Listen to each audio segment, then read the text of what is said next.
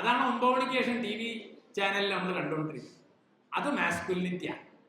അതുകൊണ്ടാണ് എൻ്റെ നാട്ടിലൊരു അമ്മൂമ്മ പറഞ്ഞത് 7 മണി മുതൽക്ക് 9 മണി വരെ പെണ്ണുങ്ങളെ സീരിയലാണ്, 9 മണി കഴിഞ്ഞാൽ ആണുങ്ങളെ സീരിയലാണ്. ഈ സമൂഹം പലതരം നാമരൂപങ്ങളിൽ എന്നെ കെട്ടിയിട്ടിരിക്കുക. ഈ നാമരൂപങ്ങൾക്കകത്ത് പിടയുന്നതാണ് മനുഷ്യ ശരീരം. ആ മനുഷ്യ ശരീരത്തെ വിമോചിപ്പിക്കുക എന്നുള്ളതാണ് വിപ്ലവം. അതാണ് സാമൂഹ്യ വിപ്ലവം. ഇന്ത്യയിൽ ഇന്ന് വളർന്നു വന്നുകൊണ്ടിരിക്കുന്നത് നവഫാസിസമാണ്. അത് മതയാഥാസ്ഥിതികമാണ്, ജാതീയതയാണ്, പുരുഷാധിപത്യമാണ്. അതൊക്കെ എല്ലാ തലമുറയിലും പെട്ടവർക്കുണ്ട്.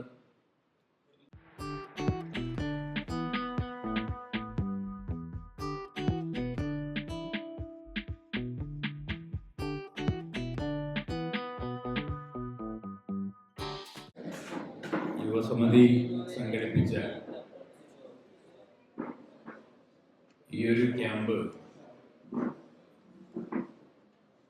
എന്തുകൊണ്ടാണ് എന്നെ പോലെ ഒരാൾക്ക് പ്രതീക്ഷ നൽകുന്നത് എന്ന് ചോദിച്ചാൽ, ഞാനിങ്ങനെ സമയം കിട്ടുമ്പോഴൊക്കെ എവിടെയെങ്കിലും പോയി കുറച്ചിങ്ങനെ സംസാരിക്കുന്ന ശീലമുള്ള ഒരാളാണ്. അങ്ങനെ സംസാരിക്കാൻ എന്നെ വിളിക്കുന്നവർ മിക്കവാറും എൻ്റെ പ്രായമുള്ളവരോ ഒരുപക്ഷെ അതിലേറെ പ്രായമുള്ളവരോ ആയിരിക്കും, സംഘാടകർ. പക്ഷേ കേൾക്കാൻ വരുന്നവരും മിക്കവാറും അങ്ങനെയുള്ളവരായിരിക്കും. അവിടെയൊന്നും നിങ്ങളുടെ പ്രായമുള്ള കുട്ടികളെ ഞാൻ കാണാറില്ല.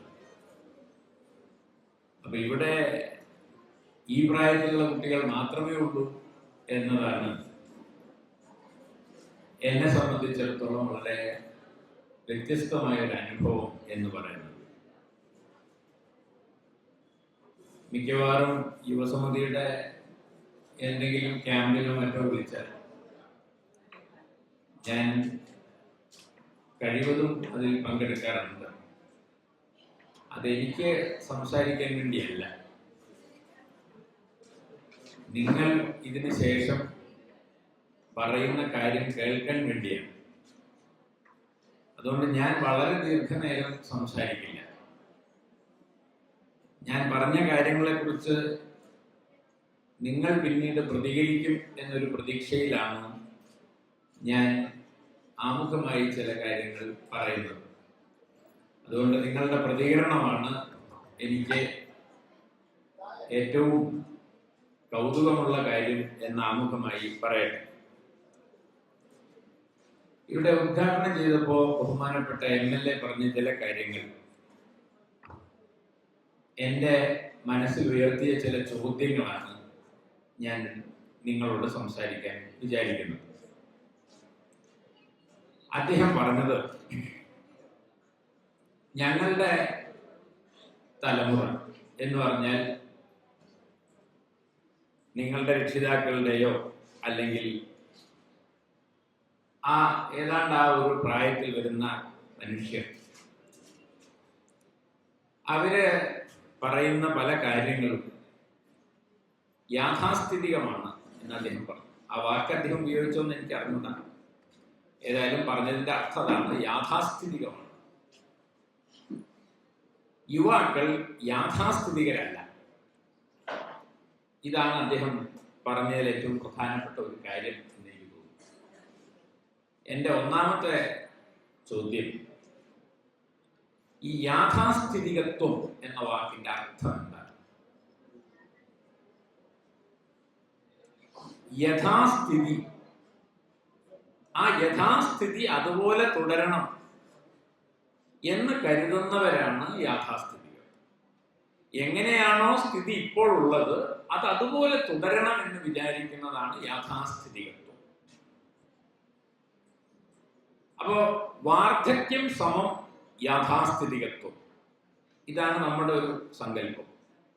യുവത്വം അപ്പൊ എന്താ ചെയ്യുന്നത്? ആ സ്ഥിതി മാറണം എന്നാഗ്രഹിക്കുന്നവരാണ്. ആ സ്ഥിതി മാറണം എന്നാഗ്രഹിക്കാൻ അവരെന്താണ് ചെയ്യുന്നത്? ആ നിലവിലുള്ള സ്ഥിതിയുമായി ബന്ധപ്പെട്ട ചില ചോദ്യങ്ങൾ ഉയർത്തുന്നു. ഇപ്പൊ രണ്ടാമത്തെ പ്രധാനപ്പെട്ട ഒരു വാക്ക് ചോദ്യം എന്നുള്ളതാണ്. യാഥാസ്ഥിതികത്വം, ചോദ്യം. ഈ രണ്ട് കാര്യത്തെക്കുറിച്ച് ചില കാര്യങ്ങൾ മാത്രമേ ഞാൻ പറയുന്നുള്ളൂ. അപ്പൊ ചോദ്യം ചോദിക്കുക എന്നത് യൗവനത്തിന്റെ സ്വഭാവവും യാഥാസ്ഥിതികത്വം എന്നത് വാർദ്ധക്യത്തിന്റെ സ്വഭാവവുമാണ്. ഈ സങ്കല്പത്തെ തന്നെയാണ് ഞാൻ വാസ്തവത്തിൽ ഒന്ന് ചോദ്യം ചെയ്യാൻ വിചാരിക്കുന്നത്. ഈ യാഥാസ്ഥിതികത്വം എന്ന് പറയുന്നത് വാർദ്ധക്യത്തിന്റെ മാത്രം ഒരു സ്വഭാവമാണോ എന്നതാണ്. ഈ നിങ്ങളുടെ പ്രായത്തിലുള്ള കുട്ടികൾക്ക് യാഥാസ്ഥിതികത്വം ഇല്ലേ എന്നതാണ് ചോദ്യം. ഒന്ന് രണ്ട് ഉദാഹരണങ്ങൾ പറയാം. കോഴിക്കോട് ജില്ലയിലെ വളരെ പ്രശസ്തമായ ഒരു കോളേജാണ് ഫാറൂഖ് കോളേജ്. ഫാറൂഖ് കോളേജിൽ ഞാൻ ഒരിക്കൽ കുട്ടികളോട് സംസാരിക്കാൻ വേണ്ടി പോയി. നിങ്ങളുടെ പ്രായത്തിലുള്ള കുട്ടികളാണ്. ഞാൻ സംസാരിക്കാൻ പോയ വിഷയം ചണ്ടാല ഭിക്ഷുകിയെ പറ്റിയാണ്. കുമാരനാശാന്റെ ചണ്ടാല ഭിക്ഷുകിയെ കുറിച്ചാണ് സംസാരിച്ചത്. അതിലെ വളരെ പ്രശസ്തമായ ഒരു വരി നിങ്ങൾക്കറിയാമല്ലോ, ജാതി ചോദിക്കുന്നില്ല ഞാൻ സോദരി. അപ്പോ ജാതി വിഷയമാണ് ചണ്ടാല ഭിക്ഷുകിയിലെ പ്രമേയം. അതിനെക്കുറിച്ച് സംസാരിക്കുന്നതിനിടയിൽ ആനുഷംഗികമായി ഞാനൊരു കാര്യം പറഞ്ഞു, സംവരണത്തെ കുറിച്ചൊരു കാര്യം പറഞ്ഞു. സംവരണം അത്രമേൽ അനിവാര്യമാണ് എന്ന് ഞാൻ പറഞ്ഞു. അത് അതിന്റെ ഇടയിലൊന്നും പറഞ്ഞു തരൂ. ഞാൻ പറഞ്ഞതൊക്കെ ആശാനെ കുറിച്ചും ചണ്ടാല ഭിക്ഷുകിയെ കുറിച്ചുമാണ്. അവസാനം കുട്ടികളോട് ചോദ്യം ചോദിക്കാൻ പറഞ്ഞപ്പോ കുട്ടികൾ എല്ലാവരും, അതിലെ ബഹുഭൂരിപക്ഷം, എല്ലാവരും ഞാൻ പറയുന്നു, ബഹുഭൂരിപക്ഷം വരുന്ന കുട്ടികൾ എഴുന്നേറ്റ് നിന്ന് സംവരണം എന്തിനാണ്, അത് മനുഷ്യരെ മടിയന്മാരാക്കുന്നില്ലേ, മടിച്ചുകളാക്കുന്നില്ലേ എന്നൊക്കെയുള്ള ചോദ്യങ്ങളാണ് ഈ പറഞ്ഞ യുവത്വം തുളുമ്പുന്ന കുട്ടികൾ എന്നോട് ചോദിച്ചത്. ഞാൻ പറയുന്നത് ആ കുട്ടികൾ ചോദിച്ച ചോദ്യം യാഥാസ്ഥിതികത്വമാണ്. അവരൊരിക്കലും സാമൂഹ്യ വിപ്ലവത്തിന്റെ ഭാഗമായി നിൽക്കുന്നവരാണ് എന്ന് എനിക്ക് തോന്നിയിട്ടില്ല. അപ്പൊ ഞാൻ അതിനൊക്കെ മറുപടി പറഞ്ഞു. മറുപടി പറഞ്ഞ് ചില സമയത്ത് എനിക്ക് എൻ്റെ വൈകാരിക നില തന്നെ തെറ്റുന്ന അവസ്ഥയിലേക്ക് എത്തി. കാരണം എന്താ വെച്ചാൽ, ഞാൻ ഈ ചോദ്യം ചോദിക്കുന്ന കുട്ടികളുടെ ഇടയിലിരിക്കുന്ന വേറെ ചില കുട്ടികളുണ്ട്, അവരൊന്നും മിണ്ടാതെ ഇങ്ങനെ ഇരിക്കുക. എല്ലാം കഴിഞ്ഞ് ഞാൻ പുറത്തിറങ്ങിയപ്പോൾ ഒന്നും മിണ്ടാതിരിക്കുന്ന കുറച്ച് കുട്ടികൾ വന്ന് എൻ്റെ കൈയൊക്കെ പിടിച്ചിട്ട് പറഞ്ഞു, മാഷേ ഞങ്ങൾ വല്ലാതെ നാണം കെട്ടിട്ടാണ് അവിടെ ഇരുന്നത്. ഞങ്ങളൊക്കെ റിസർവേഷൻ വഴി വന്ന കുട്ടികളാണ് മാഷേ. ഈ റിസർവേഷൻ ഉണ്ടായിരുന്നില്ലെങ്കിൽ മാഷ് പറഞ്ഞ പോലെ ഞങ്ങളൊന്നും ഇവിടെ എത്തുമായിരുന്നില്ല. ഈ ചോദ്യം ചോദിക്കുന്ന കുട്ടികളുടെ വീട്ടിലെ അവസ്ഥയല്ല ഞങ്ങളുടെ ഒന്നും വീട്ടിലെ അവസ്ഥ. മാഷെങ്കിലും അത് മനസ്സിലാക്കിയല്ലോ എന്ന് പറഞ്ഞ് എൻ്റെ കയ്യിൽ പിടിച്ചു. അപ്പൊ ഞാൻ പറഞ്ഞു, നിങ്ങൾ ഒരു തെറ്റ് ചെയ്തു. ഇതിന്റെ എല്ലാം മറുപടി ഞാൻ പറയേണ്ട കാര്യമൊന്നുമില്ല, നിങ്ങൾക്ക് പറയാം. റിസർവേഷൻ എന്ന് പറയുന്നത് ആരുടെ ഔദാര്യമല്ല, അത് നിങ്ങളുടെ അവകാശമാണ്. ആ അവകാശം നിഷേധിക്കുന്ന തരത്തിൽ ഒരാൾ സംസാരിച്ചാൽ ഉയർന്നു നിന്ന് ചോദ്യം ചെയ്യാനുള്ള ശേഷി നിങ്ങൾക്കുണ്ടാവും. അതുകൊണ്ട് എപ്പോഴും എന്നെ പോലെ ഒരാൾ വന്ന് അതിനുവേണ്ടി വാദിക്കണമെന്ന് വിചാരിക്കുന്നു. അതിനുള്ള കരുത്ത് നിങ്ങൾ നേടണം, നന്നായി പഠിക്കണം. ഇതൊക്കെ എന്താണ് സംവരണം, എങ്ങനെ ഉണ്ടായാലും എന്നൊക്കെ പഠിക്കണം എന്ന് ഞാൻ അവരോട് പറഞ്ഞു. അപ്പൊ എന്റെ ചോദ്യം ഇതാണ്, യാഥാസ്ഥിതികത്വം എന്നത് യൗവനത്തിൽ സാധ്യമല്ല എന്ന വാക്ക്, എന്ന പ്രസ്താവനയെ ഞാൻ സംശയിക്കുന്നു. ചെറുപ്പക്കാരുടെ ഇടയിലും യാഥാസ്ഥിതികർ ധാരാളം ഉണ്ടായി വരുന്ന ഒരു കാലാണിത് എന്ന് ഞാൻ വിചാരിക്കുന്നു. നിങ്ങൾ ഇതിനോട് യോജിക്കുമല്ലോ എന്ന് എനിക്ക് അറിഞ്ഞുകൂടാ. നിങ്ങളുടെ പ്രതികരണത്തിൽ നിന്ന് ഞാൻ മനസ്സിലാക്കിക്കൊള്ളാം. ഇനി രണ്ടാമത്തെ ഒരു അനുഭവം ഞാൻ പറയാം. ഇത് എൻ്റെ വ്യക്തിപരമായ ജീവിതത്തിലൊരു അനുഭവമാണ്.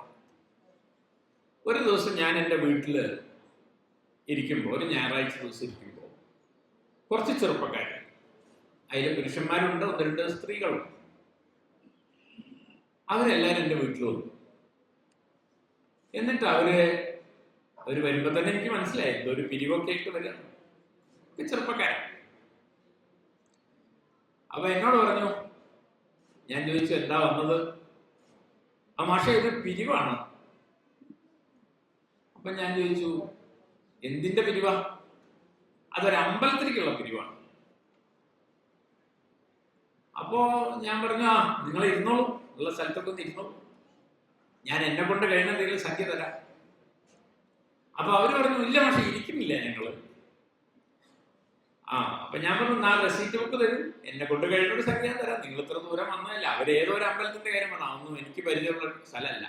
പക്ഷെ ഇപ്പൊ ഈ അമ്പലത്തിന്റെ കാലമായതുകൊണ്ട് എവിടെ ഏതാണെന്ന് ചോദിക്കാറില്ല, ആരെങ്കിലും വന്നാൽ ശരി ചെറിയൊരു പൈസ കൊടുത്തേക്കാം എന്ന് ഞാൻ വിചാരിച്ചു. അപ്പൊ അയാൾ പറഞ്ഞു, അത് പറ്റില്ല മാഷേ, നിങ്ങൾ ഇപ്രാവശ്യം മാഷെടുത്തുന്ന ഒരു വലിയ സംഖ്യ പ്രതീക്ഷിക്കുന്നു.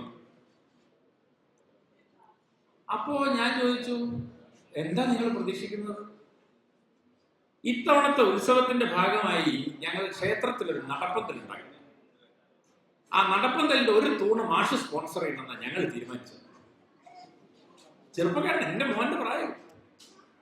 അപ്പൊ ഞാൻ അവനോട് പറഞ്ഞു, അയ്യോ മോനെ, അങ്ങനെ പറ്റുമോ? നിങ്ങൾ എന്നെ കുറിച്ചൊരു കാര്യം തീരുമാനിക്കുന്നതിന് മുന്നേ എന്നോട് കൂടി ഒന്ന് ചോദിക്കണ്ടേന്ന് വെച്ചു. അത്രയും ഞാൻ ചോദിച്ചു. തരില്ല എന്ന് പോലും ഞാൻ പറഞ്ഞിട്ടില്ല. ഞാൻ ചോദിച്ച ചോദ്യത്തിന്റെ അർത്ഥം മനസ്സിലായി. ഞാനുമായി ബന്ധപ്പെട്ട ഒരു കാര്യത്തിൽ നിങ്ങളൊരു തീരുമാനം എടുക്കുമ്പോൾ എന്നോട് അഭിപ്രായം ചോദിക്കണ്ടേ? തീരുമാനം, അഭിപ്രായം, ഈ 2 വാക്ക് വളരെ പ്രധാനമാണ്. നിങ്ങൾ ഇന്ദുലേഖ എന്നുള്ള നോവൽ വായിച്ചിട്ടുണ്ടെങ്കിൽ മനസ്സിലാവും. ഇന്ദുലേഖ ചെറുപ്പക്കാരിയാണ്, പഞ്ചുമേനോൻ യാഥാസ്ഥിതികനാണ്. യാഥാസ്ഥിതികനായ പഞ്ചുമേനോൻ ഇന്ദുലേഖയെ സൂര്യ നമ്പൂരിപ്പാട്ടിന് സംബന്ധം ചെയ്തു കൊടുക്കാൻ തീരുമാനിച്ചതാണ്.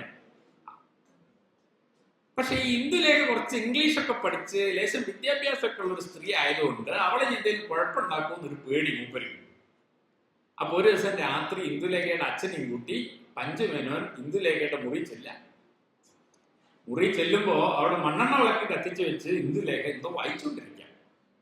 അപ്പൊ പഞ്ചുമേനോൻ ചോദിക്കുക, എന്താ മോളെ വായിക്കുന്നത്? ശാകുന്തളമാണ് എന്ന് പറയും.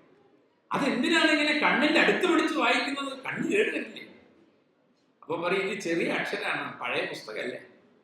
അതിനെന്താണ്, നമുക്ക് നാളെ തന്നെ നമ്മുടെ കാര്യസ്ഥനെ ഏർപ്പാടാക്കി വലിയ അക്ഷരങ്ങളുള്ള ഒരു പുസ്തകം അച്ചടിപ്പിക്കാമല്ലോ.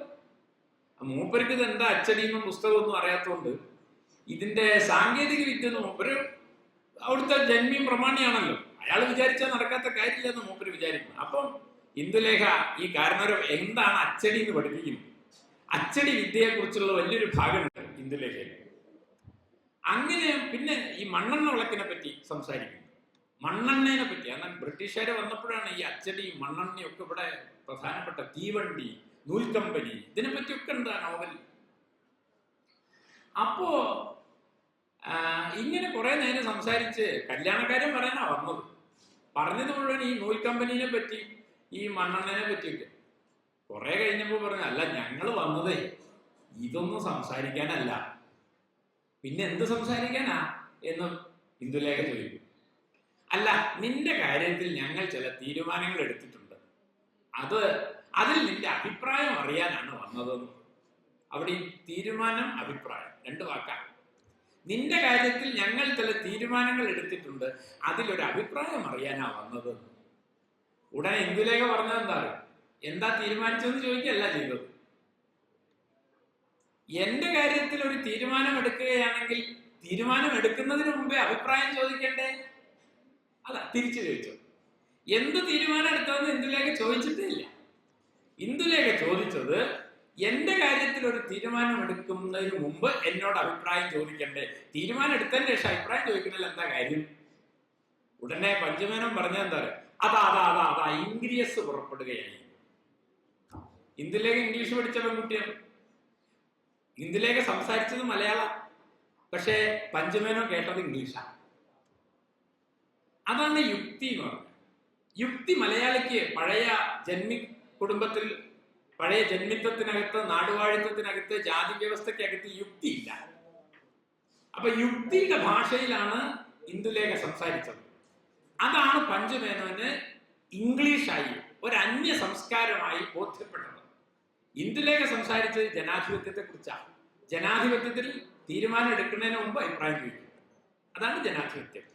എന്നാൽ പ്രഭുത്വത്തിനകത്ത് അഭിപ്രായം ചോദിക്കില്ല. പെൺകുട്ടികളുടെ കാര്യത്തിൽ തീരുമാനം കാരണവരെടുക്കും. അതാണ് അന്നത്തെ വ്യവസ്ഥ. ഇതേ കാര്യമാണ് എൻ്റെ മുന്നിൽ വന്ന ഈ ചെറുപ്പക്കാരനോട് ഞാൻ പറഞ്ഞത്. എന്നെ കുറിച്ചൊരു തീരുമാനം എടുക്കുന്നതിന് മുമ്പ് എന്നോട് ചോദിക്കേണ്ടത്. ഞാൻ തലയും താലൊക്കെ നരച്ച പഞ്ചുമേനോനാണ്, ഈ വന്നിരിക്കുന്ന ആള് ചെറുപ്പക്കാരനാണ്. പക്ഷേ ഇവിടെ പെരുമാറുന്നത്, പഞ്ചുമേനോനെ പോലെ പെരുമാറുന്നത് നല്ല കറുത്ത മുടിയുള്ള ഈ ചെറുപ്പക്കാരനും ചെറുപ്പക്കാരിയായ ഇന്ദുലേഖയെ പോലെ ഈ സന്ദർഭത്തിൽ പെരുമാറിയത് ഞാനുമാണ്. ഉടനെ അയാൾ പറഞ്ഞെന്താണ്, അതെന്താ മാഷ അങ്ങനെയൊക്കെ സംസാരിക്കുന്നത്, ഇത് നമ്മളെ കാര്യമല്ലേ എന്ന് ചോദിച്ചു. അതോടെ ഞാൻ ഒന്നും കൂടി ബേജാറായി. കാരണം ഈ നമ്മൾ എന്ന് പറഞ്ഞാൽ എന്താ അർത്ഥം? ഇംഗ്ലീഷിൽ വി എന്നുള്ള വാക്കിന് മലയാളത്തിൽ 2 വാക്കുണ്ട്, ഞങ്ങളും നമ്മളും.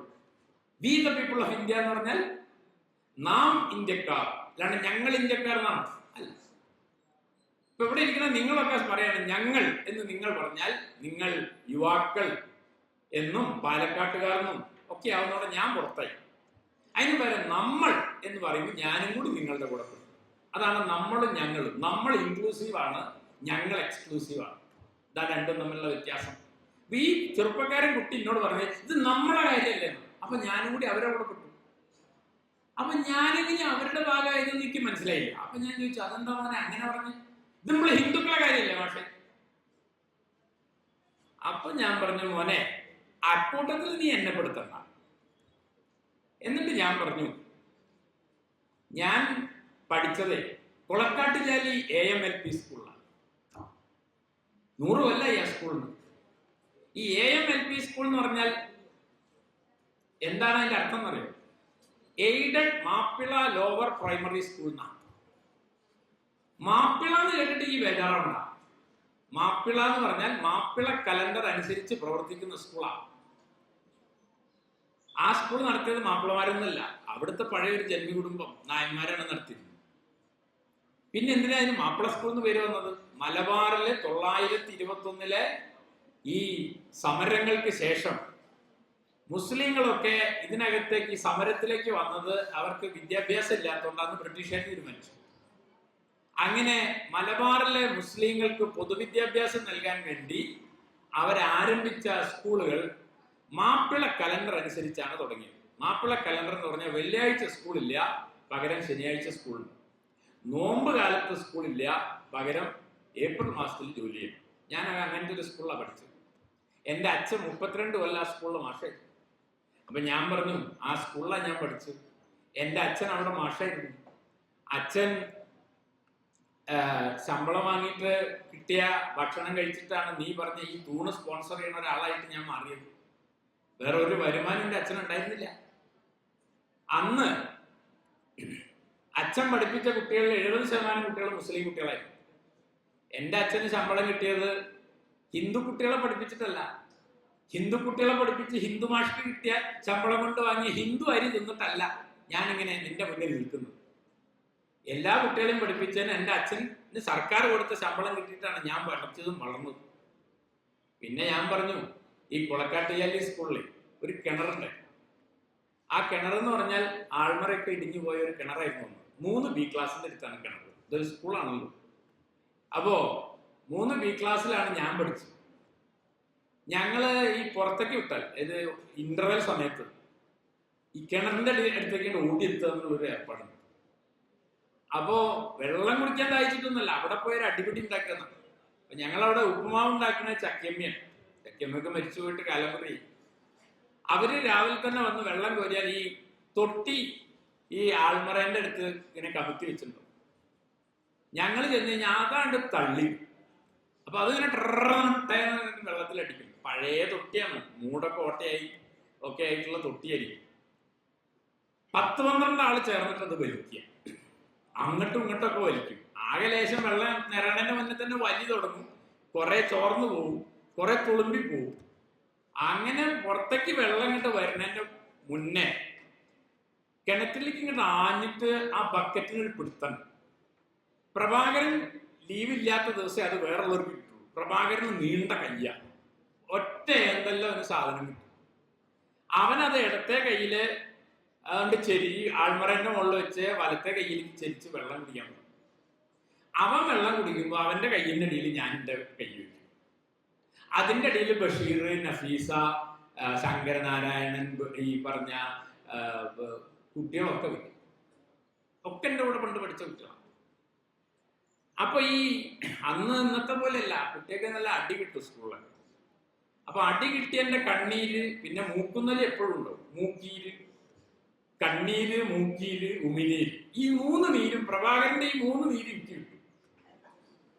ഇന്ത്യയും പ്രഭാകരന്റെ നീരുകളൊക്കെ ബഷീറിന് കിട്ടും, അത് നഫീസക്ക് കിട്ടും. അങ്ങനെയാണ് അവസാനത്തെ ഒരു 12ാമത്തെ ആൾക്ക് മിക്കവാറും ഈ നീരൊക്കെ കിട്ടലുണ്ടാവും, വെള്ളമൊന്നും കിട്ടലുണ്ടാവില്ല. ആ വെള്ളം കുടിച്ചിട്ടാണ് മോനെ ഞാൻ നിന്റെ മുന്നിൽ നിൽക്കുന്നത്.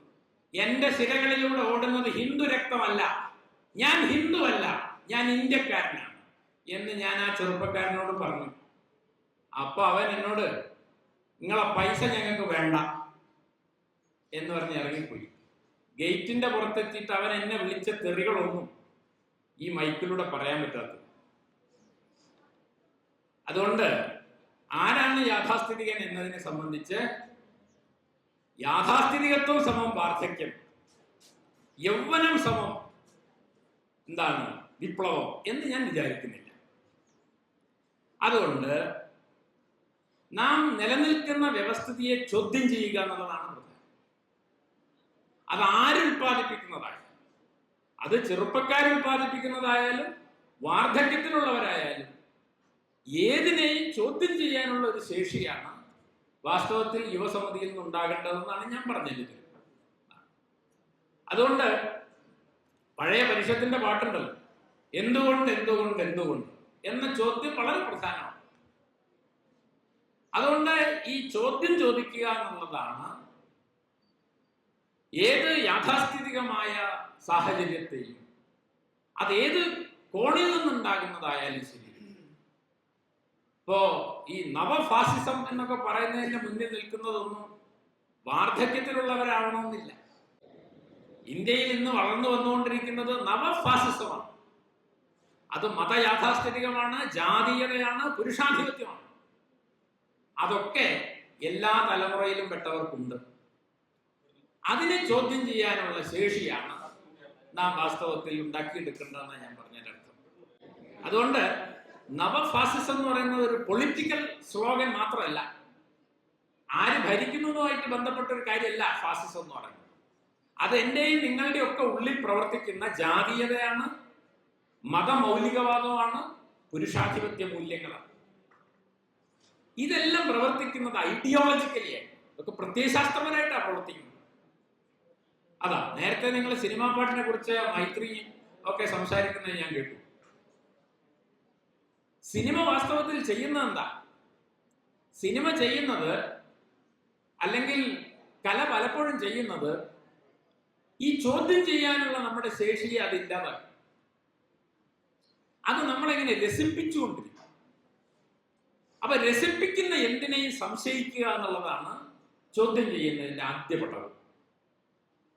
രസിപ്പിക്കുന്നുണ്ടെന്ന് കണ്ടാൽ അതിനെന്തോ ഒരു കുഴപ്പമുണ്ടെന്ന് കൂടി നമുക്ക് തോന്നണം. അതുകൊണ്ട് നമുക്ക് പ്രിയപ്പെട്ടതിനെ എല്ലാം ചോദ്യം ചെയ്യാൻ കഴിയണം. ഇപ്പൊ DJ മ്യൂസിക് വെച്ച് തുള്ളിച്ചാടുക എന്ന് പറയുന്നത് സന്തോഷമുള്ള കാര്യമാണ്. ആർക്കും നൃത്തം ചെയ്യാൻ ഉള്ള തോന്നൽ ഉണ്ടാക്കുന്നതാണ് നമ്മുടെ ഈ സംഗീത സദസ്സ്. പക്ഷേ എന്തുകൊണ്ടായിരിക്കും നമ്മളെങ്ങനെ നിരന്തരം ആഹ്ലാദിപ്പിക്കുന്നു? ആഹ്ലാദം അല്ലെ, ഇപ്പൊ ലുലു മാളിലേക്ക് നമ്മൾ പോകുമ്പോൾ അത് നമുക്ക് ആഹ്ലാദം നൽകുന്നു. അതെങ്ങനെയാ സംഭവിക്കുന്നത്? എന്തുകൊണ്ടാണ് ആഹ്ലാദം ഉണ്ടാകുന്നത്? ആഹ്ലാദം വാസ്തവത്തിൽ എന്താണ്? സന്തോഷം എന്ന് പറഞ്ഞാൽ എന്താണ് എന്ന ചോദ്യം വളരെ പ്രധാനപ്പെട്ട ഒരു ചോദ്യമാണ്. ഇതൊക്കെ എല്ലാ കാലത്തും ഇങ്ങനെ തന്നെ ആയിരുന്നു. എന്താണ് ആനന്ദത്തിന്റെ അർത്ഥം? ഇങ്ങനെ എല്ലാ കാര്യം നമുക്ക് നമ്മൾ ശരിയാണെന്നുള്ള തോന്നലോടുകൂടി ഒരിക്കലും നാം ചോദ്യം ചോദിക്കും. നമ്മളെ കൂടി ഉൾപ്പെടുത്തിക്കൊണ്ടാണ് നാം ചോദ്യം ചോദിക്കുന്നത്. അതാണ് ഏറ്റവും പ്രധാനപ്പെട്ട കാര്യം. ചിലപ്പോൾ നമ്മൾ അറിയാതെ നമ്മുടെ ഉള്ളിൽ പലതും പ്രവർത്തിക്കുന്നുണ്ടാവും. എന്റെ ക്ലാസ്സിൽ പഠിക്കുന്ന മുഴുവൻ പെൺകുട്ടികളാണ്, ഞാനൊരു പുരുഷനാണ്. അങ്ങനെ എനിക്കിതൊക്കെ അറിയാം. പുരുഷാധിപത്യം എന്താണ്, ഫെമിനിസം എന്താണ്, ജെൻഡർ എന്താണ്, LGBTQ+ എന്താണ് എന്നൊക്കെ ഞാൻ മനസ്സിലാക്കിയിട്ടുണ്ട്. പക്ഷേ എന്ന് കരുതി എന്റെ പെരുമാറ്റത്തിനകത്ത് അത് എപ്പോഴും ഫെയർ ആവണമെന്നില്ല. അപ്പൊ ഞാൻ ചോദ്യം ചോദിക്കുമ്പോൾ, ഞാൻ ഇടപെടുമ്പോൾ, ഒരു കുട്ടിയോട് സംസാരിക്കുമ്പോൾ I have to be very careful. അല്ലേ? ഞാൻ വളരെ വളരെ ശ്രദ്ധിക്കണം, എൻ്റെ വാക്ക്, എൻ്റെ നോട്ടം, എൻ്റെ ചിന്ത. അങ്ങനെ എന്നെ തന്നെ ചോദ്യം ചെയ്യുന്നതാണ് ക്രിട്ടീക്ക് എന്ന് പറയുന്നത്. ചോദ്യം ചോദിക്കുക എന്ന് പറഞ്ഞാൽ ഞാൻ ചോദ്യത്തിന്റെ പുറത്ത് നിൽക്കില്ല, ഞാനും കൂടി ചോദ്യത്തിന്റെ ഉള്ളിലാണ്. മാർക്സ് അതിന് ഉപയോഗിക്കുന്ന ഒരു വാക്കാണ് ക്രിട്ടിക്, CRITIQUE. ക്രിട്ടിസിസം അല്ല, ക്രിട്ടീക്ക് ആണ് ഏറ്റവും പ്രധാനം. അല്ലാണ്ട് 9 മണിക്ക് നമ്മളെ വാർത്താ ചാനലിൽ കാണുന്ന ഈ എടാ പോടാന്നൊക്കെ വിളിക്കുന്ന ജാതി ചർച്ച ഉണ്ടല്ലോ, അതിനല്ല, ക്രിട്ടിസിസം അല്ല ഞാൻ ഉദ്ദേശിച്ചത്, ക്രിട്ടീക്ക് ആണ്. അപ്പൊ അതിനെക്കുറിച്ചാണ് ഞാൻ ചില കാര്യം അവസാനത്തിൽ പറയാൻ വിചാരിച്ചത്. അപ്പൊ ഈ ചോദ്യം ചോദിക്കുക എന്നതിന്റെ അർത്ഥം എന്തെങ്കിലും ചോദ്യം ചോദിക്കുക, എന്നെ പുറത്തു നിർത്തിയിട്ട് ഞാൻ അതിനെ ചൂണ്ടിക്കാണിക്കില്ല. അങ്ങനെ ചൂണ്ടുമ്പോൾ ഒരു വിരൽ എന്റെ നേരെ ചൂണ്ടണം. അതാ, അത്തരം ചോദ്യങ്ങളാണ് വാസ്തവത്തിൽ ഏറ്റവും പ്രധാനം. ഇപ്പൊ നേരത്തെ ശ്രീനാരായണ ഗുരുവിനെ കുറിച്ച് ചോദിച്ചില്ലേ? ശ്രീനാരായണ ഗുരു എന്താ ചെയ്തത്? ഇവിടെ അമ്പലം ഉണ്ടാക്കിയില്ലേ? അമ്പലം ഉണ്ടാക്കിയ ആളാണോ മതേതരവാദി? ഇതൊരു ചോദ്യം, ഇതും ചോദ്യം ചെയ്യരുത്. ഗാന്ധി ആശ്രമം ഉണ്ടാക്കി, ഞാൻ സനാതന ഹിന്ദു ആണെന്ന് പറഞ്ഞു, ഇദ്ദേഹമാണോ മതനിരപേക്ഷവാദി എന്ന് ചോദിക്കാം. അതുപോലെ ഇങ്ങനെ നമ്മൾ നിരന്തരം ചോദ്യം നേരത്തെ റിസർവേഷനെ കുറിച്ച് ഞാൻ പറഞ്ഞു. അപ്പൊ ഇങ്ങനെ ഒരു ചോദ്യം ചോദിക്കുന്നതിന് മുമ്പ് നമ്മൾ ചില കാര്യങ്ങൾ ആലോചിക്കണം. വെറുതെ ചോദ്യം ചോദിക്കില്ല, ആ ചോദ്യം തന്നെ എവിടുന്നാ വരുന്നതെന്ന് നോക്കണം. അതുകൊണ്ട് ചോദ്യം എന്ന് പറയുന്നത് വായുന്ന് വരുന്നതല്ല, ഒരു ചോദ്യം എന്നിൽ നിന്ന് ആദ്യമായിട്ട് വരുന്നതല്ല. എല്ലാ ചോദ്യത്തിനും ഒരു ഭൂതകാലമുണ്ട്, എല്ലാ ചോദ്യങ്ങൾക്കും ഒരു ഭാവിയുണ്ട്.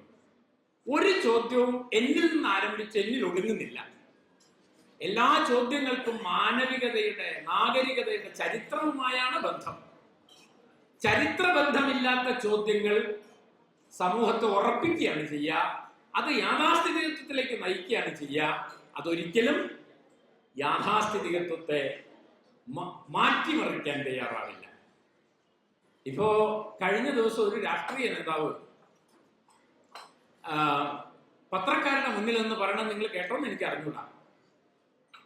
അവര് പറയാണ്, ഒരു സ്ത്രീയാണ്, രാഷ്ട്രീയ നേതാവാണ്, അവര് പറയാണ് ഗുരുവായൂരപ്പനാണ് എന്റെ കോടതി, ഗുരുവായൂരപ്പനാണ് എന്റെ കോടതി. അവര് ചിലപ്പോ ഗുരുവായൂരപ്പനിൽ വിശ്വസിക്കുന്ന ഒരു മതവിശ്വാസിയാവാം, ദൈവവിശ്വാസിയാവാം, ഇതിനൊന്നും ഞാൻ എതിരല്ല. പക്ഷെ അവര് രാഷ്ട്രീയ പ്രവർത്തകർ, അവര് പറയാണ് ഗുരുവായൂരപ്പനാണ് എന്റെ കോടതി. അപ്പൊ ആ മുന്നിൽ നിൽക്കുന്നതൊക്കെ നിങ്ങളെപ്പോലെ MCG ഒക്കെ പഠിച്ച് പത്രപ്രവർത്തകരാവാൻ ഉത്സാഹമുള്ള കുട്ടികളാണ് ഈ മൈക്ക് പിടിച്ച് നിൽക്കുന്നത്. ഒരാൾ അവരോട് ഒരു ചോദ്യം ചോദിച്ചില്ല. ഞാനാണെങ്കിൽ ചോദിക്കാൻ സാധ്യതയുള്ള ഒരു ചോദ്യം, മേഡത്തിന്റെ വീട്ടിൽ ഒരു കള്ളൻ കയറിയാൽ മേഡം ആദ്യം ഗുരുവായൂരപ്പന് കൊണ്ടുപോയി ആണോ പരാതി കൊടുക്കുക, പോലീസ് സ്റ്റേഷനിലാണോ പരാതി കൊടുക്കുക? ഇതാണ് ചോദ്യം. എവിടെ പരാതി കൊടുക്കുക? ആദ്യം പോലീസ് സ്റ്റേഷനിൽ പരാതി കൊടുത്ത് അവർ കേസെടുക്കുന്ന എന്തിന്റെ അടിസ്ഥാനത്തിലാണ്? അത് ഭരണഘടനയുടെ അടിസ്ഥാനത്തിലാണ്. അതുകൊണ്ട് ഭരണഘടനയാണ് പ്രധാനം, മതം രണ്ടാമതാണ്. ഇതാണ് ഇന്ത്യൻ മതേതരത്വം എന്ന് പറഞ്ഞാൽ. നിങ്ങൾക്ക് പരസ്യമായിട്ട് വിളമ്പാനുള്ളതല്ല മതം. നിങ്ങൾ രാഷ്ട്രീയ നേതാവാണെങ്കിൽ ആവശ്യമില്ലാതെ മതപരമായ കാര്യങ്ങൾ പൊതുമധ്യത്തിലേക്ക് കൊണ്ടുവരരുത്. ആ നേതാവ് പറഞ്ഞ വേറൊരു കാര്യം, അവര് വിശ്വസിക്കാത്ത, അവരുടെ എതിർപക്ഷത്ത് നിൽക്കുന്ന ഒരു രാഷ്ട്രീയ പാർട്ടിയിലെ നേതാവിന്, ഞാനൊന്നും പേര് പറയണ്ടെന്ന് വിചാരിച്ചിട്ടാണ്, നേതാവിന് രോഗം വന്ന് മരിച്ചുപോയി. അദ്ദേഹത്തിന് രോഗം വന്നത് ശബരിമലയിലേക്ക് സ്ത്രീകളെ പ്രവേശിപ്പിച്ചത് കൊണ്ടാണ് എന്ന് അവർ പരസ്യമായിട്ട് പറഞ്ഞു. അപ്പോഴും മുന്നിൽ നിന്നൊക്കെ ചെറുപ്പക്കാരായിട്ടുള്ള പത്രപ്രവർത്തകരാണ്. ഒരാളൊരു ചോദ്യം ചോദിച്ചാൽ മതി, പെരിയാർ ഇ വി രാമസ്വാമി നായ്ക്കർ എന്നൊരാളെ കുറിച്ച് മേഡം കേട്ടിട്ടുണ്ടോ? കേട്ടിരിക്കാൻ വഴിയില്ല, എന്തൊക്കെ കേൾക്കണേ, എന്തെങ്കിലും വായിക്കട്ടെ. പെരിയാർ ഇ വി രാമസ്വാമി നായ്ക്കർ തമിഴ്നാട്ടിലെ വലിയ സാമൂഹ്യ പരിഷ്കർത്താവായിരുന്നു. അദ്ദേഹം പറഞ്ഞ കാര്യം എന്താണ്? നിങ്ങൾ കിടക്കുമ്പോ കുറെ ദേവീ ദേവന്മാരുടെ ഫോട്ടോ ഒക്കെ ചുറ്റും വെക്കണം.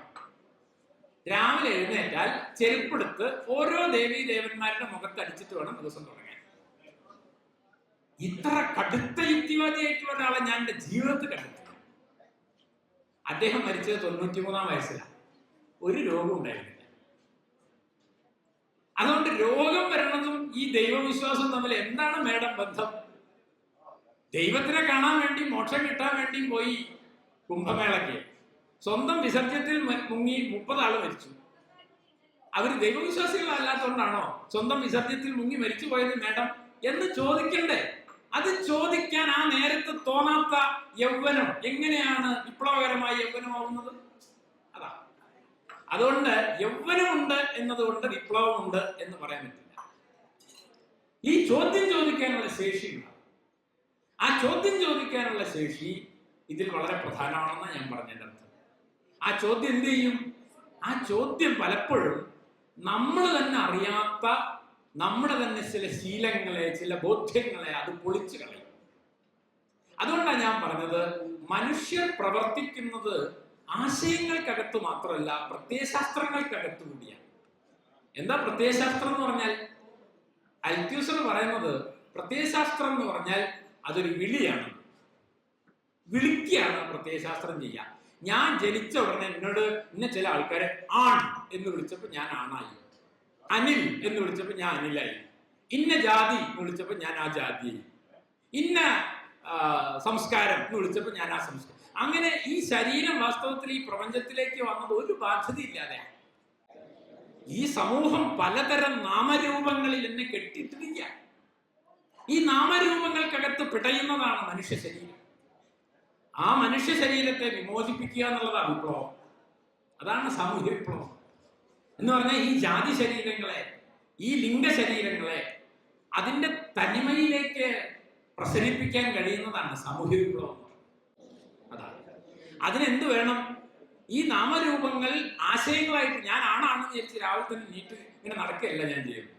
ആണത്വം എൻ്റെ ശരീരത്തിലും, എൻ്റെ ഭാഷയിലും, എൻ്റെ ചിന്തയിലും, എൻ്റെ സ്വപ്നങ്ങളിലും, ഭാവനയിലും എല്ലാം ആണത്വം ഇങ്ങനെ ഉണ്ടാവും. അതുമാതിരി എൻ്റെ ജാതി ഇതിനകത്തൊക്കെ ഉണ്ടാവും. സണ്ണിയം കവിക്കാരനെ കുറിച്ച് നേരത്തെ മൈത്രി പറഞ്ഞു. സണ്ണിയുടെ വളരെ രസകരമായ ഒരു നിരീക്ഷണമുണ്ട്. അതെന്താന്ന് വെച്ചാൽ, ഇവിടെ ഇരിക്കുന്ന നിങ്ങളോട് ഞാൻ ചോദിക്കുകയാണ്, നിങ്ങൾക്ക് ജാതി ഉണ്ടോ എന്ന് വെച്ചാൽ കുറെ ആൾക്കാർ നീട്ടുന്നു, എനിക്ക് ജാതി ഒന്നുമില്ല. പക്ഷേ നിങ്ങളുടെ ജാതി എന്താന്ന് പറയാൻ നിങ്ങളോട് ചോദിക്കേണ്ട ആവശ്യമില്ല, അയൽവാസിനോട് ചോദിച്ചാൽ. നിങ്ങളോട് ഞാൻ ചോദിച്ചു എന്താ ജാതി, അത് ഞാൻ പറയാൻ കണ്ടിട്ടില്ല, എനിക്ക് ജാതി ഒന്നുമില്ല, ഞാനതൊക്കെ എന്നോ ഉപേക്ഷിച്ചു. ഓ ശരി, ജാതി കിട്ടിയില്ല. ഉടനെ എന്ത് ചെയ്താൽ നിങ്ങൾ അയൽവാസിനോട് ഇവരേതാ ജാതി, നിങ്ങളെ പേരറിഞ്ഞില്ലെങ്കിൽ നിങ്ങളെ ജാതി അറിയില്ല. ആ കുട്ടീന്റെ പേര് കിട്ടിയിട്ട് ഓർമ്മയില്ല, എന്നതാണ് ജാതി. അപ്പൊ ജാതി എന്റെ ചോയ്സ് അല്ല, അത് സമൂഹത്തിനുള്ളതാ. അതുകൊണ്ടാണ് അംബേദ്കർ ജാതിയുടെ ഉന്മൂലനം എന്ന് പറഞ്ഞത്. അത് വേരോടെ സമൂഹത്തിൽ നിന്ന് പോയാലേ എൻ്റെ അടുത്ത് നിന്നും പോവുള്ളൂ. അല്ലാണ്ട് എനിക്ക് ജാതി ഇല്ല എന്ന് പറഞ്ഞുകൊണ്ട് കാര്യമൊന്നുമില്ല. അത് രാമനുണ്ണി ഒരു കഥയിൽ എഴുതിയിട്ടുണ്ട്. കെ പി രാമനുണ്ണിയുടെ ഒരു കഥ. കെ പി രാമനുണ്ണിയുടെ ഒരു കഥയിൽ ഒരു സെമിനാർ നടക്കുക. ഇതുപോലെ ഇങ്ങനെ കുറെ ആൾക്കാർ ഇരിക്കുക. പ്രബന്ധം അവതരിപ്പിക്കുന്നത് പ്രശസ്ത ചിന്തകനായ KEN. അങ്ങനെ KEM മാഷ് ഈ പറഞ്ഞ ദളിത് സമൂഹത്തെ പറ്റിയും അതിന്റെ പ്രശ്നങ്ങളെ പറ്റിയൊക്കെയുള്ള ഒരു സെമിനാർ അവതരിപ്പിച്ചു. കേൾക്കാനിരിക്കുന്നതൊക്കെ ദളിത് സമൂഹത്തിലുള്ള ആളുകളാണ്. പക്ഷെ അതിന്റെ സംഘാടകർ അവിടുത്തെ ഒരു പുരോഗമന പ്രസ്ഥാനമാണ്. അതിന്റെ അധ്യക്ഷനായിട്ട് ഇരുന്ന ആള് വാസ്തവത്തിൽ അയാളുടെ പേര് രാധാകൃഷ്ണൻ നായർ എന്നാണ്. പക്ഷെ ഉപരി കൊണ്ടുതന്നെ ഈ ജാതിയൊക്കെ ഉപേക്ഷിച്ചുകൊണ്ട് നായർ എന്നുള്ള വാലൊക്കെ ഉപേക്ഷിച്ചു. ജീവിതത്തിലൊന്നും ജാതിയെ പറ്റി ആലോചിക്കുന്നില്ല. മാത്രമല്ല അവിടെ ഉള്ള ആൾക്കാരെ അയാൾ നായരാന്നുള്ളതൊക്കെ മറന്നുപോയി. അങ്ങനെ മൂപ്പരാണ് അധ്യക്ഷൻ. KEN പ്രബന്ധം അവതരിപ്പിച്ച് കഴിഞ്ഞപ്പോൾ അധ്യക്ഷനായിട്ടുള്ള ഈ രാധാകൃഷ്ണൻ, അയാൾ നായരൊക്കെ ഉപേക്ഷിച്ച ആളാണ്, അയാൾ പറഞ്ഞു ആർക്കെങ്കിലും ചർച്ചയിൽ പങ്കെടുക്കാണ്ടെങ്കിൽ വന്ന് ചർച്ചയിൽ പങ്കെടുക്കാം. അപ്പൊ ഒരു സ്ത്രീ വന്നു, അവരൊരു ദളിത് സ്ത്രീയാണ്. അവര് വന്ന് അവരനുഭവിച്ച അടിമത്തത്തെ പറ്റിയും അവരനുഭവിച്ച ട്രോമേനെ പറ്റിയൊക്കെ അതിഭീകരമായിട്ട് സംസാരിച്ചുകൊണ്ടിരിക്കുക. അവരിങ്ങനെ ആവേശഭരിതയായിട്ട് സംസാരിക്കുക. അപ്പോ മണി 1 മണി കഴിഞ്ഞു. 1:30 ഊണ് കഴിച്ച് തിരിച്ച് അടുത്ത സെഷൻ തുടങ്ങണം. ഇവര് നിർത്തില്ല. അപ്പോ സാധാരണ പ്രസംഗിക്കുന്ന ആൾക്കാർക്ക് ഞാൻ ഇങ്ങനെ അധികം സംസാരിക്കേണ്ട അധ്യക്ഷൻ സുധീർ മാഷ് എന്താ ചെയ്യുക, ഒരു കുറിപ്പ് തരും, ചുരുക്കണം. അപ്പോ ഈ കുറിപ്പ് ഇതേപോലെ രാധാകൃഷ്ണൻ എന്ന് പറഞ്ഞ ആള് ഒരു കുറിപ്പ് കൊടുത്തു. അപ്പൊ ഈ സ്ത്രീ അത് നോക്കിയത് കൂടില്ല, ചുരുട്ടിക്കുട്ടിയുടെ വിളിച്ചു പിന്നെ സംസാരിക്കാം. അത് കഴിഞ്ഞപ്പോ വീണ്ടും ഒരു കുറിപ്പ് കൊടുത്തു, അതും ഒരു ചുരുട്ടി വലിച്ചു. ഇനി ഒരു നിർത്തിയില്ല. മണി 1:25 ഇവര് നിർത്തുന്നില്ല. അപ്പൊ മേശപ്പുറത്തൊരു ബെല്ലുണ്ട്, അതുമ്പോൾ അടിച്ചു. ഉടനെ സ്ത്രീ പറഞ്ഞാലെന്താ, നിർത്തണോ നായരെ നിന്റെ മണിയടി. അപ്പൊ അവിടെ ഉള്ളവരൊക്കെ ഞെട്ടിപ്പോയി. മൂപ്പരനെ ഞെട്ടി. കാരണം മൂപ്പര് നായരാന്നുള്ള മൂപ്പരനെ മറന്നുപോയി. ഈ സ്ത്രീക്കാണെങ്കിൽ ഈ സ്ത്രീനെയാണെങ്കിൽ ഇയാൾക്ക് അറിയില്ല, ആരാന്നും അറിയില്ല. അപ്പൊ എങ്ങനെ എന്റെ ജാതി ഇവർക്ക് മനസ്സിലായി എന്നാണ് അവർ വിചാരിച്ചത്. പിന്നെ അവരെന്തെങ്കിലും സംസാരിക്കട്ടെ എന്ന് വിചാരിച്ചു. ഒക്കെ കഴിഞ്ഞപ്പോ ഈ രാധാകൃഷ്ണൻ എന്ന് പറഞ്ഞ ആള് ആ സ്ത്രീയുടെ അടുത്ത് എന്ന് പറഞ്ഞു, അല്ല പെങ്ങളെ, ഞാനൊരു നായരാ, നിങ്ങൾക്ക് എങ്ങനെ മനസ്സിലായി? അതിനിപ്പോ എന്താ സംശയം? ആ നിപ്പ് തന്നെ ഉണ്ടൊരു നാലുകെട്ട്. ആ നിപ്പ് തന്നെ ഉണ്ടൊരു നാലുകെട്ട് എന്ന് പറഞ്ഞാൽ ബോഡി ലാംഗ്വേജിൽ തന്നെ നിങ്ങൾക്ക് കാസ്റ്റ് മനസ്സിലാവും. ഇത്രയും സൂക്ഷ്മമാണ് ഈ ഐഡിയോളജി എന്ന് പറഞ്ഞാൽ. അതുകൊണ്ട് നിങ്ങൾ പെണ്ണാണ് എന്ന് നിങ്ങളെ പഠിപ്പിച്ചു കഴിഞ്ഞാൽ നിങ്ങൾ ഫെമിനിസ്റ്റ് ആയിരിക്കും, പുരോഗമന ചിന്തയുള്ള ഒരാളായിരിക്കും. പക്ഷേ ചില പ്രത്യേക സന്ദർഭങ്ങളിൽ നിങ്ങൾ പെണ്ണായെന്ന് മാറും. ഞാൻ ആണാണ് എന്നതിനെ ഞാൻ നിഷേധിക്കുന്നു. ഞാൻ അതൊന്നും വിശ്വസിക്കുന്നില്ല. ജെൻഡർ ഈക്വാലിറ്റിയിൽ വിശ്വസിക്കുന്ന ആളാണ് ഞാൻ. പക്ഷേ ചില സമയത്ത് അറിയാതെ ഈ സാഹചര്യം വരും. എൻ്റെ സഹപ്രവർത്തകയുടെ ഒരു അനുഭവം ഞാൻ പറയാം. അവര് സഹപ്രവർത്തകരായ അധ്യാപകരെല്ലാവരും കൂടി ഒരു മീറ്റിങ്ങിൽ ഇരിക്കുക. ആ മീറ്റിങ്ങില് ഒരു മാഷ് സംസാരിച്ചു കഴിഞ്ഞപ്പോ ആ മാഷിക്കെതിരെ ഈ ടീച്ചർ ഒരു പരാതി കൊടുത്തു. ഒരു എന്താ പറയാ, വിമൻ സെല്ലിൽ, സ്ത്രീകളുടെ ഒരു പരാതി സമിതിയിൽ ഈ മാഷിക്കെതിരെ ടീച്ചർ ഒരു പരാതി കൊടുത്തു. അപ്പൊ ആ മാഷ് എൻ്റെ വളരെ അടുത്ത സുഹൃത്താണ്. ഈ ടീച്ചറാണ് എൻ്റെ ക്ലാസ്മേറ്റുമാണ്. ആ മാഷ് ഒരിക്കലും മോശമായി സംസാരിക്കുന്ന ആളല്ല എന്ന് എനിക്കറിയാം. പിന്നെ ഇവൾക്ക് എന്താണ് പ്രകോപനം ഉണ്ടായെന്ന് എനിക്ക് മനസ്സിലായില്ല. അപ്പോ കേസൊക്കെ കൊടുത്ത് അതൊരു അന്വേഷണത്തിനൊക്കെ ഇരിക്കുമ്പോൾ ഞാൻ അവളോട് ഇന്ന് സ്വകാര്യത്തിൽ ചോദിച്ചു, അല്ല ഈ മാഷ് എന്താ നിന്നോട് മീറ്റിങ്ങിൽ മോശമായിട്ട് പെരുമാറിയത്? എന്താ നിന്നെ പ്രകോപിപ്പിച്ചത്? എന്നോടൊന്ന് പറഞ്ഞു. അയാൾ എന്തൊരു ഒച്ചയിലാണ് സംസാരിക്കുന്നത്, ഇങ്ങനെ ഒച്ചിട്ട് സംസാരിക്കാൻ പറഞ്ഞു. അപ്പൊ ഞാൻ പറഞ്ഞു, ഒച്ചിട്ട് സംസാരിച്ചതിനൊക്കെ ഇപ്പൊ ഇങ്ങനെ പരാതി കൊടുക്കുന്നത് ശരിയാണോ എന്ന് ഞാൻ ചോദിച്ചു. അവളോട് അങ്ങനെ ചോദിക്കാനുള്ള സ്വാതന്ത്ര്യം ഉള്ളതുകൊണ്ട് ചോദിച്ചതാണ്. അപ്പൊ അവൾ പറഞ്ഞു, നിനക്കത് മനസ്സിലാവില്ല, നീ ഒരാണല്ലേ, എനിക്ക് മനസ്സിലാവില്ല. എന്റെ ജീവിതം എന്താ അറിയോ നിനക്ക്? കുട്ടിക്കാലത്ത് വീട്ടിലെ അമ്മ വളരെ കഷ്ടപ്പെട്ടാ ഞങ്ങളെയൊക്കെ വളർത്തിയത്. അച്ഛൻ എപ്പോഴെങ്കിലും കയറി വരും, കൂടെ കുറെ ആളുണ്ടാവും. 1 മണി നേരത്തെ വന്നിട്ട് എല്ലാവർക്കും ചോറ് വേണമെന്ന്. അവിടെ അരി ഉണ്ടോ സാധനം ഉണ്ടോ എന്നൊന്നും അച്ഛൻ നോക്കില്ല. അമ്മ കടം വാങ്ങിയിട്ട് അങ്ങനെ എങ്ങനെയൊക്കെ അച്ഛന്റെ തറവാടിത്തം കാണിക്കാൻ വേണ്ടിയിട്ട് ഇങ്ങനെ ഓരോന്ന് കാണിച്ചു കൊടുക്കും. എന്നിട്ട് ചോറുണ്ടാക്കി കൊടുക്കുമ്പോ ചോറ് വെന്തില്ല, കൂട്ടാൻ നന്നായില്ല എന്ന് പറഞ്ഞിട്ട് ആ അച്ഛന്റെ ഒരു അലർച്ചി, ആ പ്ലേറ്റ് എടുത്തൊരു എയറുണ്ട്. അച്ഛൻ എന്ന് പറഞ്ഞാൽ തന്നെ എനിക്ക് ഒരൊച്ചയാണ്. അത് കഴിഞ്ഞ് കല്യാണം കഴിഞ്ഞ് ഭർത്താവ് ഉദയമാരി തന്നെ. എനിക്ക് ഈ ഒച്ച കെട്ട് കേട്ട ആണുങ്ങളുണ്ടല്ലോ, എനിക്ക് സഹിക്കില്ല. അതന്നെയാണ് അയാൾ ആ മീറ്റിങ്ങിൽ ചെയ്തത്. അപ്പോഴാണ് ഈ മാസ്കുലിനിറ്റി എന്ന് പറയുന്നത് നമ്മൾ വിചാരിക്കുന്ന പോലെ ഒരു ആക്ഷനിൽ മാത്രമല്ല, അത് ശബ്ദത്തിലും എല്ലാം പ്രകടമാണ് എന്നത് അവൾ പഠിപ്പിച്ചപ്പോഴാണ് ഞാൻ പഠിച്ചത്. അപ്പൊ അതുകൊണ്ട് നമ്മൾ പറയുന്ന ഈ ചോദ്യം ചെയ്യുക എന്ന് പറയുമ്പോൾ അത് അടിസ്ഥാനപരമായി നമ്മളെ തന്നെ നിർമ്മിച്ച ഈ പ്രത്യയശാസ്ത്ര യുക്തികളെയാണ് വാസ്തവത്തിൽ നമ്മൾ ചോദ്യം ചെയ്യുന്നത് എന്നാണ് ഞാൻ പറഞ്ഞത്. അതുകൊണ്ട് ശരിയായ ചോദ്യം ചോദിക്കുക എന്ന് പറഞ്ഞാൽ അതിന്റെ അർത്ഥം നിലവിലുള്ള നമ്മളെല്ലാം രൂപപ്പെടുത്തിയ പ്രത്യയശാസ്ത്ര ധാരണകളെ പൊളിക്കുക എന്നതാണ് ചോദ്യം ചെയ്യുക എന്നുള്ളതിന്റെ അർത്ഥം. അല്ലാണ്ട് വെറുതെ ഒരു ചോദ്യം ചോദിക്കുക എന്നല്ല. അങ്ങനെ ഒരു ചോദ്യം ചോദിക്കണമെങ്കിൽ നിങ്ങൾക്ക് എന്തറിയണം? അവിടെയാണ് ഏറ്റവും പ്രധാനപ്പെട്ട കാര്യം. പ്രത്യയശാസ്ത്രപരമായ ധാരണകളെ പൊളിക്കാൻ നിങ്ങൾ വെറുതെ ഒരു ചോദ്യം ചോദിച്ചുകൊണ്ട് കാര്യമില്ല. ആ ചോദ്യം ചരിത്രപരമായ ഒരു സന്ദർഭം കോണ്ടെക്സ്ച്വലൈസ് ചെയ്യുക എന്ന് പറയും. ആ ക്വസ്റ്റ്യൻ ഒരു സന്ദർഭത്തിൽ നിന്നുണ്ടായി വരണം. ആ സന്ദർഭവുമായുള്ള ബന്ധമാണ് ചോദ്യത്തിൽ ഏറ്റവും പ്രധാനം എന്ന് പറയുന്നത്. അതുകൊണ്ടാണ് ഞാൻ പറഞ്ഞത്, റിസർവേഷൻ ചിലപ്പോൾ നിങ്ങൾ റിസർവേഷന്റെ യോഗ്യതയുള്ള ഒരാളായിരിക്കില്ല, നിങ്ങൾക്ക് റിസർവേഷൻ കിട്ടാൻ അർഹത ഉള്ള ഒരാളായിരിക്കില്ല. പക്ഷേ റിസർവേഷനെ കുറിച്ച് നിങ്ങളൊരു ചോദ്യം ചോദിക്കുമ്പോൾ എങ്ങനെയാണ് ഉണ്ടായി വന്നത്, എന്തുകൊണ്ടാണ് ഡോക്ടർ BR അംബേദ്കറെ പോലെ ഒരാൾ അതിനെ ഭരണഘടനയിൽ ഉൾപ്പെടുത്തിയത്, അതിന്റെ ലക്ഷ്യം എന്താണ് തുടങ്ങിയ കാര്യങ്ങൾ വളരെ പ്രധാനമാണ്. അതൊരു സാമ്പത്തിക ആനുകൂല്യമാണോ അതോ അതിനപ്പുറം അതിന് വേറെന്തെങ്കിലും മൂല്യമുണ്ടോ എന്നതൊക്കെ നിങ്ങളുടെ ചോദ്യത്തിൽ ഉയർന്നു വരണം. അതല്ലാതെ ഈ ചരിത്രം മുഴുവൻ അറിയാതെ നിങ്ങൾ വെറുതെ ഒരു ചോദ്യം ചോദിക്കാൻ, ഒരു നിരീക്ഷണമല്ല ഒരു ചോദ്യം. നേരിട്ട് കാണുമ്പോൾ കാണുന്ന ഒരു അവർക്ക് പഠിക്കാതെ ഇത്ര മാർക്ക് കിട്ടിയ ജോലി, നമുക്ക് ഇത്ര മാർക്ക് കിട്ടിയാലും ജോലിയില്ല, അതല്ല ഇതിന്റെ മാനദണ്ഡം. അതിനൊരു ചരിത്രബോധം ഉണ്ടാവണം. ചരിത്രബോധം എന്നത് ശരിയായ ചോദ്യം ചോദിക്കുന്നതിൽ പ്രധാനമാണ്. അതുകൊണ്ട് പഠിക്കുക എന്ന് പറഞ്ഞാൽ ഈ ചരിത്രബോധം ഉണ്ടാവുക എന്നത് ശരിയായ ചോദ്യം ചോദിക്കുന്നതിൽ നിർണായകമാണ്. അപ്പൊ രണ്ടാമത്തെ കാര്യം ഞാൻ പറഞ്ഞത്. ഒന്നാമത്തെ കാര്യം, എല്ലാ ചോദ്യങ്ങളും മൗലികമായി നമ്മെ തന്നെ നിർമ്മിച്ച പ്രത്യയശാസ്ത്ര രൂപങ്ങളെ അപനിർമ്മിക്കുന്നതാവണം, പൊളിച്ചെഴുതുന്നതാവണം. അത്തരം ചോദ്യങ്ങളാണ് ശരിയായ ചോദ്യങ്ങൾ എന്ന് പറയുന്നത്. രണ്ട്, ശരിയായ ചോദ്യം എന്നത് ചരിത്രത്തിന്റെ സന്ദർഭത്തിൽ നിന്ന് ഉയർന്നു വരണം. അതുകൊണ്ട് ചരിത്രബോധം ശരിയായ ചോദ്യങ്ങളുടെ അടിത്തറയാണ് എന്നതാണ് രണ്ടാമത്തെ കാര്യം. ഒരു കാര്യം കൂടി പറഞ്ഞ് ഞാൻ അവസാനിപ്പിക്കാം. അതായത് ഈ ചോദ്യം എന്ന ഈ കാര്യം, ചോദ്യം ചോദിക്കുക, യാഥാസ്ഥിതികത്വത്തെ പൊളിക്കുന്നതിന് വേണ്ടി നാം ചോദ്യം ചോദിക്കുക എന്ന് പറഞ്ഞാൽ അതിൻ്റെ മൗലികമായ ധർമ്മം എന്താണ് എന്ന ഒരു കാര്യത്തെ കുറിച്ച് കൂടി നമ്മൾ ആലോചിക്കേണ്ടതാണ്. അവിടെയാണ് ഈ സംവാദം എന്ന് പറയുന്നത് വളരെ പ്രധാനമായി തീരുന്നത്. സംവാദം എന്നാണ് നമ്മൾ അതിന് പൊതുവെ പറയുന്നത്, ഡയലോഗ്. ഈ സംവാദം എന്തുകൊണ്ടാണ് സംഭവിക്കുന്നത് എന്ന് ചോദിച്ചാൽ, ഇപ്പൊ കേരളത്തിലെ നവോത്ഥാനത്തെ കുറിച്ച് നമ്മൾ പറയും.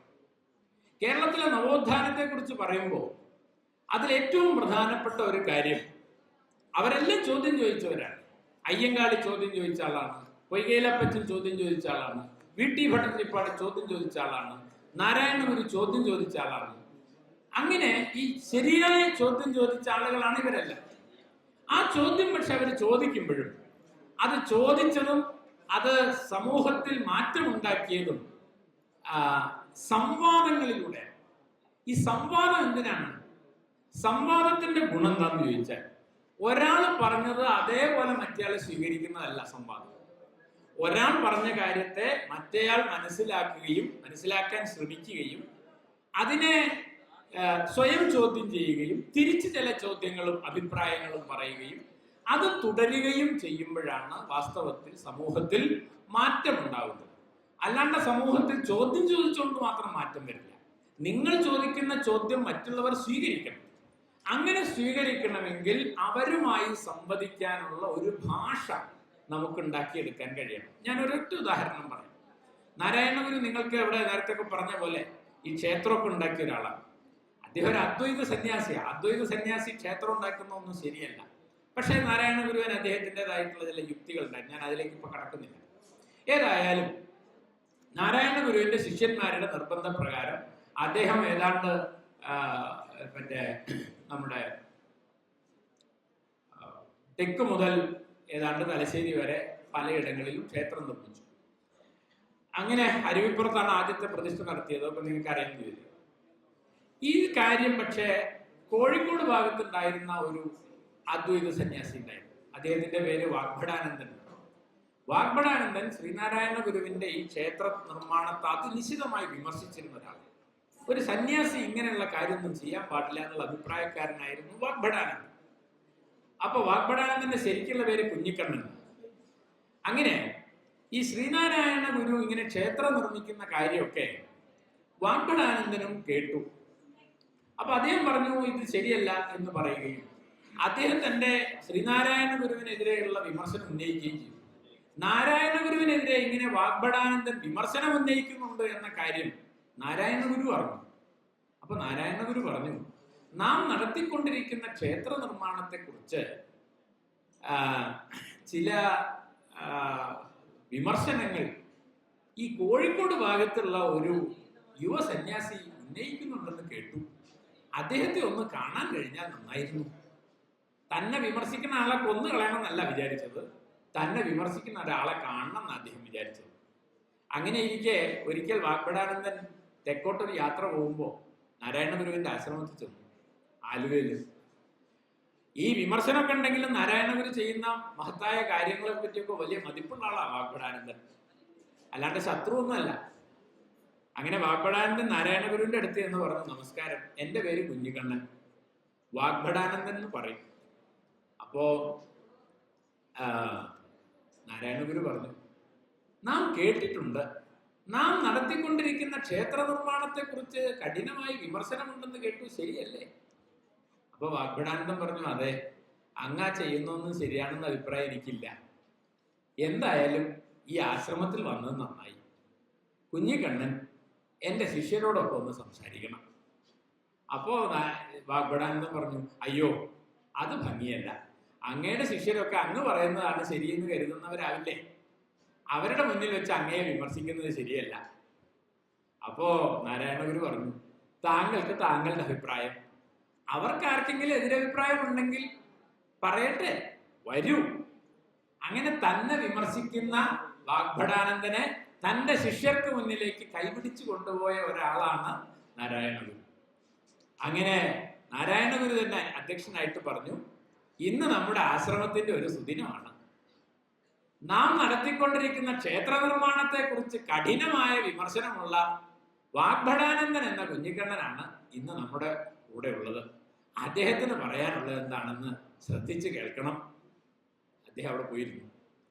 സംസാരിക്കാൻ തുടങ്ങിയപ്പോൾ ഇത് നാരായണഗുരു ആണ്, അത് നാരായണീയരാണെന്നുള്ളത് ഒന്നും അദ്ദേഹം ശ്രദ്ധിച്ചില്ല. അതിനിശിതമായി നാരായണഗുരുവിനെ വിമർശിച്ചു. കേട്ടിരുന്ന ആളുകൾ ആകെ അന്തം വിട്ടു. തങ്ങളുടെ ഗുരുനാഥനെ പറ്റിയാണ്, ദൈവത്തെ പോലെ ആളുകൾ കണക്കാക്കുന്ന ആളാണ് നാരായണഗുരു. അദ്ദേഹത്തെ അങ്ങനെ നിശിതമായി വിമർശിച്ചത്. ഉടനെ അവരെല്ലാരും എഴുന്നേറ്റെന്ന് പറഞ്ഞു, ഇതിനിപ്പോ തന്നെ ഗുരു മറുപടി പറയണം. അപ്പൊ ഗുരു പറഞ്ഞു, കുഞ്ഞിക്കണ്ണൻ പറഞ്ഞത് കുഞ്ഞിക്കണ്ണന്റെ അഭിപ്രായം, നിങ്ങൾക്ക് ആർക്കെങ്കിലും എതിരഭിപ്രായം ഉണ്ടെങ്കിൽ ഇവിടെ വന്നു പറഞ്ഞോളൂ, ആരും തടയുന്നില്ലല്ലോ. അങ്ങനെ മുനി ശിവപ്രസാദ് വന്നിട്ട് വാഗ്ഭടാനന്ദൻ പറഞ്ഞ ഒന്നും ശരിയല്ല, ക്ഷേത്ര നിർമ്മാണം അദ്വൈതിക്ക് ചേർന്നതാണ് എന്ന് സ്ഥാപിച്ചു. അപ്പോഴും ആൾക്കാർക്കാണ് തൃപ്തിയായില്ല. ഇപ്പൊ രണ്ടഭിപ്രായം വന്നു, ഗുരുവിന്റെ അഭിപ്രായം കൂടി അറിഞ്ഞിട്ടേ ഞങ്ങൾ പോകുള്ളൂ. അപ്പൊ അദ്ദേഹം പറഞ്ഞു, കുഞ്ഞിക്കണ്ണൻ പറഞ്ഞത് കുഞ്ഞിക്കണ്ണന്റെ അഭിപ്രായം, ശിവപ്രസാദ് പറഞ്ഞത് ശിവപ്രസാദിന്റെ അഭിപ്രായം. ഇനി നമ്മുടെ അഭിപ്രായം എന്താണെന്ന് ചോദിച്ചാൽ, ജ്ഞാനികളായവർക്ക് കുഞ്ഞിക്കണ്ണൻ പറഞ്ഞതും അജ്ഞാനികളായവർക്ക് ശിവപ്രസാദ് പറഞ്ഞതും പ്രമാണം. അജ്ഞാനികളായവർക്ക് പോകാനുള്ളതാണ് ക്ഷേത്രം, ജ്ഞാനികളായ അവർക്ക് അവിടെ പോകേണ്ട കാര്യമില്ല. ഇതാണ് സംവാദം എന്ന് പറഞ്ഞത്. ഞാൻ പിടിച്ച മുയലിന് 3 കൊമ്പ് എന്ന് പറയുന്നതല്ല സംവാദം. അതാണ് 9 മണിക്ക് ശേഷം TV ചാനലിൽ നമ്മൾ കണ്ടുകൊണ്ടിരിക്കുന്നത്. അത് മാസ്കുലിനിറ്റിയാണ്. അതുകൊണ്ടാണ് എൻ്റെ നാട്ടിലൊരു അമ്മൂമ്മ പറഞ്ഞത്, 7 മണി മുതൽ 9 മണി വരെ പെണ്ണുങ്ങളെ സീരിയലാണ്, 9 മണി കഴിഞ്ഞാൽ ആണുങ്ങളെ സീരിയലാണ്. അപ്പൊ ഈ ന്യൂസ് ചാനൽ കാണാൻ മോനും ഒക്കെ അവിടെ വന്നിരിക്കുന്നത് ഈ അമ്മൂമ്മ കാണുന്നുണ്ട്. അപ്പൊ ഓര് വരുമ്പോഴേക്കും പിന്നെ അവിടുന്ന് സീറ്റ് ഒഴിഞ്ഞു കൊടുക്കണം. അപ്പൊ അമ്മൂമ്മ പറഞ്ഞാണ്, 9 മണി വരെയാണ് പെണ്ണുങ്ങളെ സീരിയല്, 9 മണി കഴിഞ്ഞാൽ ആണുങ്ങളെ സീരിയലാണ്. സത്യത്തിൽ അത് ആണുങ്ങളെ സീരിയലാവുന്നത് അതിൽ ഈ മാസ്കുലിനിറ്റിയാണ്. അപ്പൊ ഇതുകൊണ്ട് ഞാൻ അവസാനിപ്പിക്കുകയാണ്. 3 കാര്യങ്ങളാണ് ഞാൻ പറഞ്ഞത്. ചോദ്യം എന്നാൽ അത് നമ്മെ തന്നെ നിർമ്മിച്ച പ്രത്യയശാസ്ത്ര ധാരണകളെ തകർക്കലാണ്. തമാശയായിട്ടൊരു കാര്യം പറയാം, ഞാൻ രാവിലെ ഇവിടെ വന്നപ്പോൾ ഇവിടെ ഈ പാട്ടും പറച്ചിലൊക്കെ നടക്കുകയാണ്. അപ്പൊ ആരോ ഒരാള് ഇവിടെ ആണത്തത്തെ പറ്റിയൊക്കെ നിങ്ങൾ സംസാരിച്ചത് ഞാൻ കേട്ടു. പക്ഷെ ആ സംസാരിക്കുമ്പോൾ നിങ്ങൾ പലരും ഉപയോഗിക്കുന്ന വാക്ക് പ്രേക്ഷകൻ, നായകൻ. പ്രേക്ഷകൻ എന്ന വാക്ക് പലതവണ ആ ചർച്ചയിൽ ഞാൻ കേട്ടുകൊണ്ടിരുന്നു. അത് ഈ പറയുന്ന ആള് എന്താ പറയാ, അബോധപൂർവം പറയുന്നതാണ്. ഞാനും ഒരുപക്ഷെ സംസാരിക്കുമ്പോൾ അങ്ങനെയുള്ള വാക്ക് ഉപയോഗിച്ചെന്ന് വരും. പക്ഷെ പ്രേക്ഷകൻ മാത്രമാണോ ഈ ഓഡിയൻസ് എന്ന് പറഞ്ഞാൽ? അല്ല. അതിൽ പ്രേക്ഷകനും പ്രേക്ഷകയല്ലാത്ത മനുഷ്യരും ഇന്ന് നമ്മൾ മനുഷ്യരായി പരിഗണിച്ചു കഴിഞ്ഞു. അതുകൊണ്ട് ഭാഷയൊക്കെ ഉപയോഗിക്കുമ്പോൾ ഭയങ്കര പ്രശ്നമാണ് എന്ത് വാക്ക് ഉപയോഗിക്കണം എന്നത്. കാരണം എല്ലാവരും ഉൾപ്പെടുത്തണം, അതാണ് ഏറ്റവും പ്രധാനം. എല്ലാവരും ഉൾപ്പെടുത്താൻ നമുക്ക് കഴിയണം, എല്ലാവരുമായിട്ട് സംവദിക്കാൻ കഴിയണം. നമ്മുടെ ചോദ്യങ്ങൾ മറ്റുള്ളവർ കൂടി ഏറ്റെടുക്കണം. അല്ലാതെ നേരത്തെ പറഞ്ഞ പോലെ അപ്പോൾ മാത്രമേ സമൂഹത്തിൽ മാറ്റം ഉണ്ടാവൂ. അപ്പോൾ ചെറുപ്പക്കാർ ഉന്നയിക്കുന്ന ചോദ്യം വൃദ്ധന്മാർ, യാഥാസ്ഥിതികർ എന്ന് വിളിക്കുന്ന ആളുകൾ ഏറ്റെടുത്താലേ സമൂഹത്തിൽ മാറ്റം ഉണ്ടാവും. അപ്പൊ ആ തരത്തിൽ ആ ചോദ്യം ഉന്നയിക്കാനുള്ള ശേഷിയും നിങ്ങൾക്കുണ്ടാവണം. ഈ 3 കാര്യങ്ങൾ മാത്രം ആമുഖമായി സൂചിപ്പിച്ചുകൊണ്ട് ഇങ്ങനെ ഒരു അവസരം തന്നതിന് നന്ദി രേഖപ്പെടുത്തിക്കൊണ്ടും നിങ്ങളുടെ പ്രതികരണങ്ങൾ ഉണ്ടാവുമെന്ന് പ്രതീക്ഷിച്ചുകൊണ്ട് ഞാൻ അവസാനിപ്പിക്കുന്നു. നന്ദി, നമസ്കാരം.